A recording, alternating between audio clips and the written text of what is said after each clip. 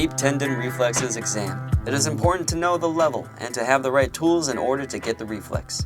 We will utilize a reflex hammer to find the superficial reflexes from the root level, beginning on the tendon Brachioradialis C5-C6 reflex.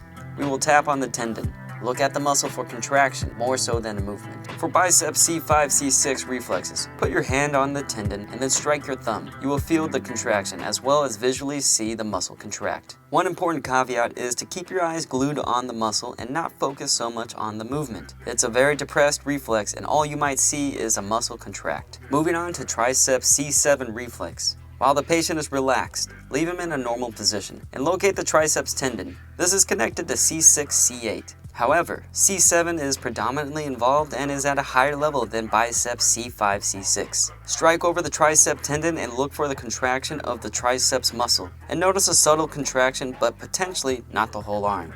Moving on to knee reflex, Patellar L2-L4. With the patient sitting relaxed, hit the patellar tendon and notice a nice brisk contraction of the quadricep muscle. Keep your eyes glued on the muscle, not so much the movement, and especially the vastus medialis, which is the last thing to go when you lose the knee reflex. Now for the ankle S1 reflex test for someone who is bedridden. This is an alternative way of performing the ankle reflex test in a recumbent position. Although there is a couple ways you can do it, here is a cross legs test. This is best for someone who has trouble relaxing.